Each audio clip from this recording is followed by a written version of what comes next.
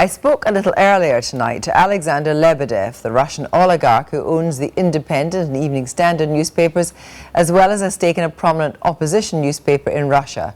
I asked him how dangerous he judged the current situation to be.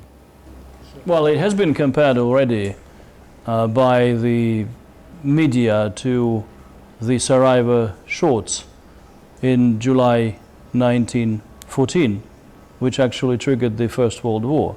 And the Prime Minister Medvedev compared it to the beginning of the 80s, but I'm afraid that at the beginning of the 80s, both sides, the Soviet Union and the West, contained each other. So the last real hot war dated back to 1950-56 in Hungary.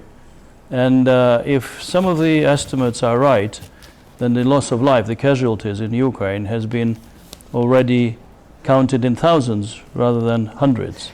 What should happen next?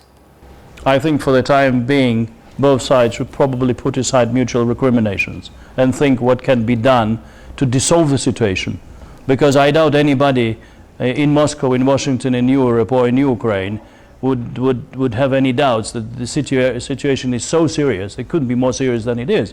So, I mean, we probably are standing at the brink of more hostilities. But for example, if Western sanctions really are transferred into sectoral and technological break on technology transferred to Russia, and clearly Russia is much more dependent on foreign technology than the Soviet Union used to be.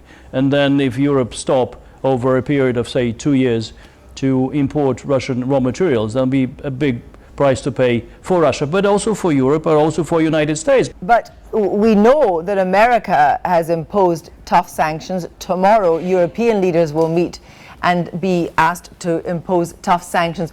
Is it time for tough sanctions on Russia, on Vladimir Putin? I would rather suggest vice versa for at least some period of time, because the more sanctions are being put against Russia, the more Russia would probably defend itself in its own way. So this is not a right solution. Until recently, the sanctions, to some extent, were more a lip service, which is putting a threat and expecting that Russia would accommodate anybody. I think it's a wrong approach. I think both sides, for some time, until they really understand that they failed to find a solution and compromise, should really put the sanctions and mutual threats and recriminations and other hostile actions on the side, on the shelf. But doesn't Vladimir Putin have to understand that the actions that he has taken in eastern Ukraine are unacceptable? And surely the only reason you're saying that sanctions don't work and aren't advisable is you are a wealthy businessman who still has interests in Russia. Let's put it this way. If you carry on discussion in such a way that Vladimir Putin is responsible for all of that, I don't think we can reach any solution at all. So we should probably, both sides should accept a completely different attitude. At least for some time, the attempt should be made. Probably Kremlin should appoint somebody very influential but non-hawkish to try to deal with it. And Europe and the United States probably should also try to accommodate Russia the way Russia would like to be seen in the process of negotiations, rather than cornering it. Because the more both sides come up with animosities, the less chances we have to find a solution, and the more risky the situation might become. Are you saying, Alexander Lebvedev, that we could sleepwalk into war in the same way? Is that what you're saying? There's a possibility of the war building up into much more serious conflict? Yes. Yeah. If we are right that both sides, I mean, the separatists and the Ukrainian army and the civilians have lost already more than 10,000 lives. These are already.